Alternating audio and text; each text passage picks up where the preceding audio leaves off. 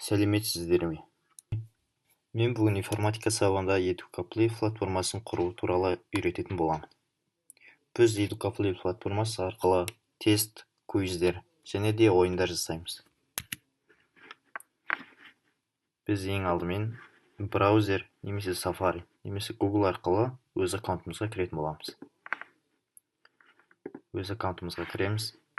Бүгінгі біздің үйренетін платформамыз EducaPlay. EducaPlay платформасын браузер арқылы көтереміз.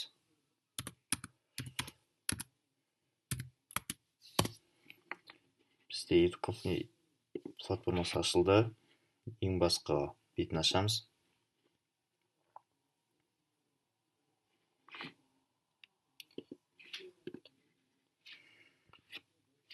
Бізде осындай бет шығады. Жаңадан аккаунт тіркейтін бетіміз. Бізде осындай жаңадан бет ашылады. Бұл жерде менде аккаунт бар болғандықтан осындай сөз шығады. Бізде аккаунт жоқ болған жағдайда біз регистрация жасауымыз керек. Ол үшін бізге Get Your Free Account бастырмасын басамыз. Осы жерден өзіміздің есімімізді, одан кейін имейлімізді және де имейл паролымызды жазамыз. Бізде осындай астында екі галочка шығады, оны міндетті түрде басуды ұмытпаймыз. Және де сигн ап батырмасын басамыз. Менде аккаунт бар болғандықтан мен логин батырмасын басамын.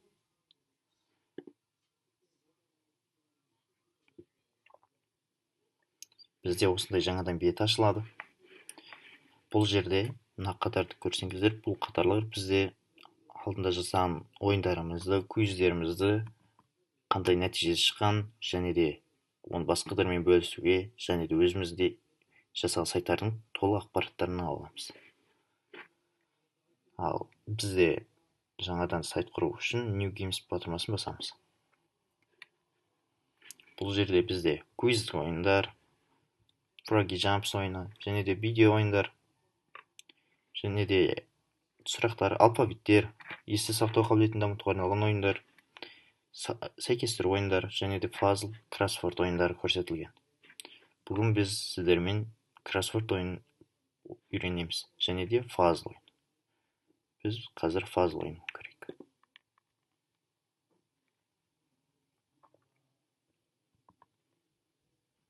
Бұл жерде бізге бет ашылады. Бұл жерге біз өзімізге керекті тақырыпты немесе ақпаратты енгізсек болады.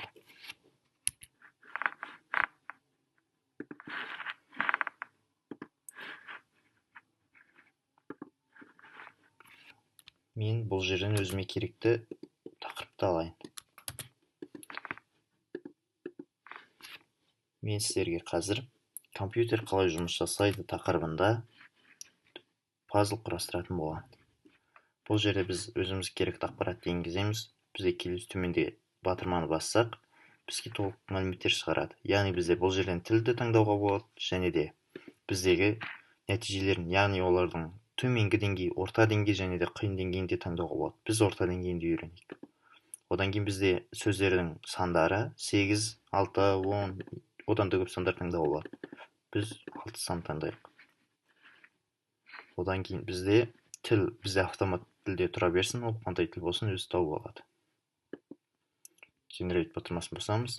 Бізде бұл 10 секундтық уақыт алады.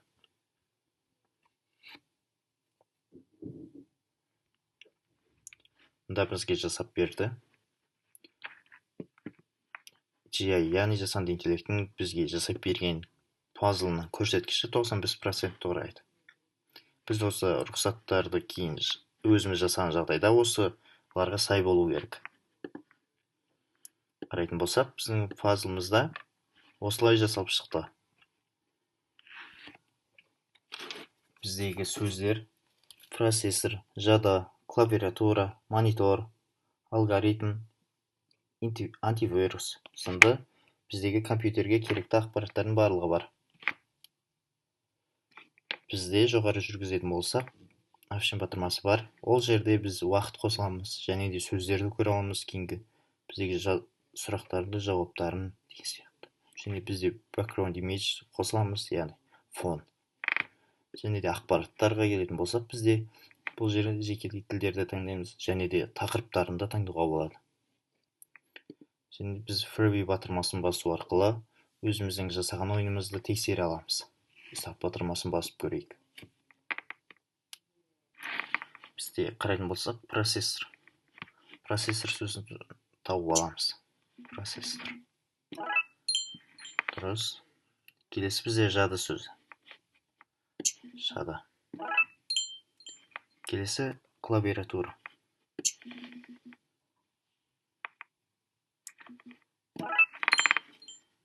Келесі бізде монитор сөзі.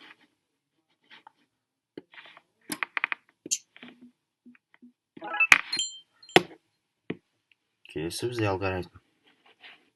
Алгоритм сөзі осында. Келесі антивирус.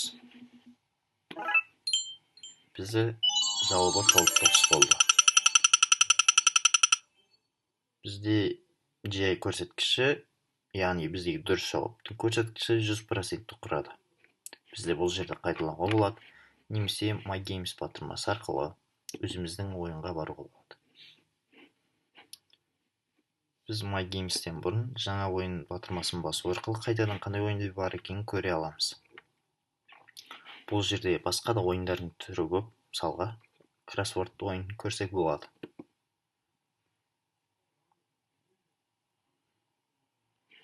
Кроссворд ойынына дәл сол сөзді жазып көрейік. Компьютер қалай жұмыс жасайды?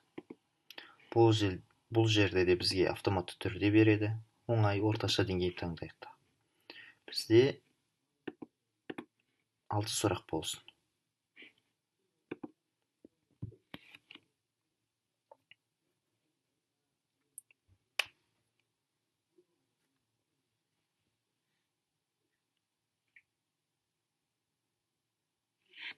Мұнда бізге сұрақтарды дайындап берді. Бізде тағы да 95% көрсеткішпен GI өзі жасап берді. Бізде қарайтын болсақ, біздің кроссвордымыздың сөздері және де олардың жауаптары. Бізде бұлар сұрақтар, яғни құрылғының негізгі бірлігі не деп аталады? Яғни ол процессор. Дәл сол сияқты түрлі өздерінің сұрақтары және де оларға арналған жауаптары.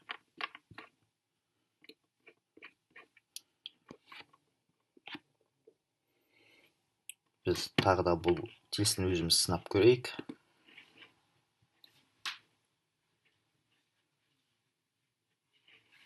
Старт батырмасын басамыз.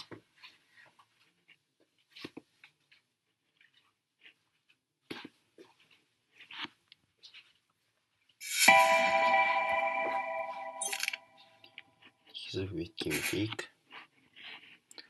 Бізде бірінші сұрақ.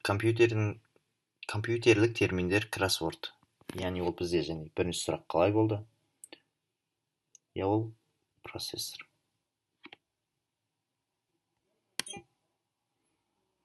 Құрылғының негізгі есептеу бірлігі. Бірінші сұрақ. Не үшінші сұраққа бассақ та болады? Бұл жерде бізге үшінші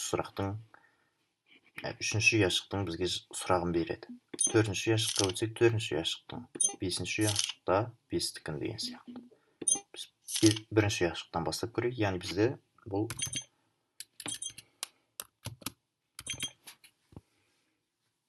процессор болады. Сол сияқты бұл жерде әрбіреуінің өздерінің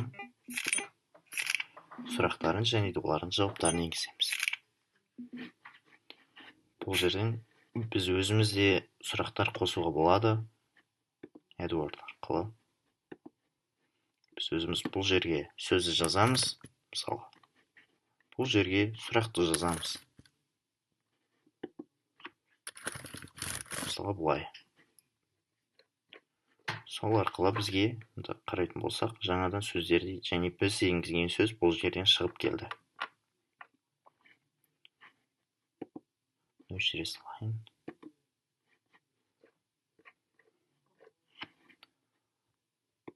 Бұл EduCaplay сайтында көптеген мүмкіндіктер бар. Және де бұл жерде сыртында тест құрастыруға да болады.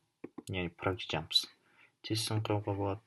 Немесе түрлі квизді ойындарды да құрауға болады. Бұл платформа арқылы біз көптеген ойындарды және де тестілер жасай аламыз. Назарларыңызға рахмет.